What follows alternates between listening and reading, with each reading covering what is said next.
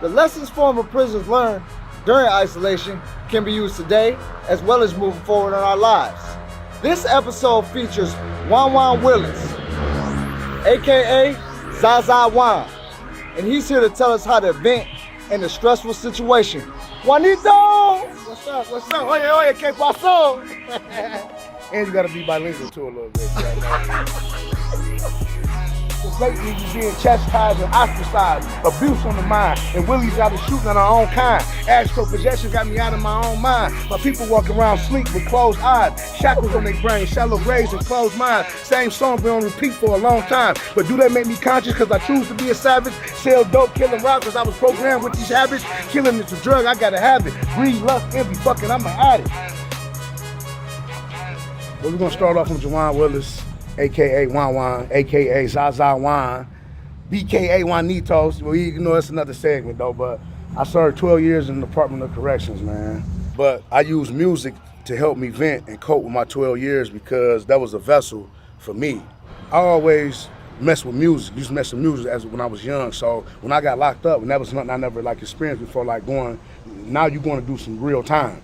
Like, it's a couple days in the precinct, 30 days or something like that. No, you're going to do some real time. You're about to be away from your family. So I ordered a bunch of pads from the store. And if you've been to the county, you know, they tax them to like $2.50, $3 a pad. And I just got to writing and venting and writing down my life events and what's going on, what I always did.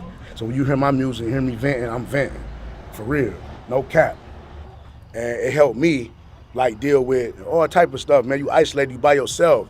You feel like you're alone. You and that bitch your freedom got snatched. Most important, your freedom got snatched. You got all type of emotions and stuff running through you and just building up, escalating. And the de-escalate, I took to the pen and pad.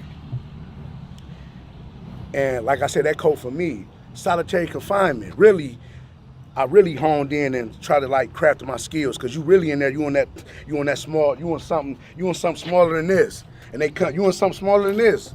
You want something smaller than this. And they bring that slot up to you. You ain't coming out that bitch all day. And they bring your trays to the slot, and your last meal coming at 3:30, 4 o'clock. You ain't getting nothing else, man. For real. So I used that in there and just wrote. Whether it be poetry, I put whole songs together, just spoken word, anything. I just write. No ID. If my angels forsake me, I know my demons got me. Came home, these niggas zombies are sweeter than the high C. Just being around them give me diabetes. Get jammed up, shit out of luck is back to buying key feed. That's why I keep an insulin shot. Prostate robbery, strength to get shot. Homework America Park and Ford Field where we distribute. What you gain from venting is a stress reducer and a stress reliever.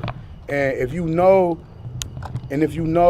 about stress is a deadly and a silent killer, man. And for real. And stress will kill you. And a lot of people will be stressing and don't even know you're stressing. And you will have, and it's heavy, and it's a heavy toll on the body, physically, emotionally. So expressing yourself in a positive way is critical, because if you don't, and it leads to negativity. That's what they said.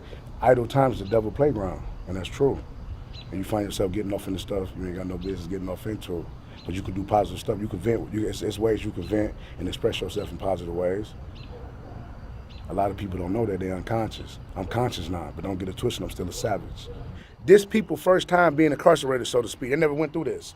We went incarcerated on a smaller scale. They got the world incarcerated right now. So a lot of people know how to cope with it. They ain't never been through this before. They confined to their home. They can't come outside. They got to watch TV. We've been doing this. I've been kicked up. This ain't nothing to me. I'm like this.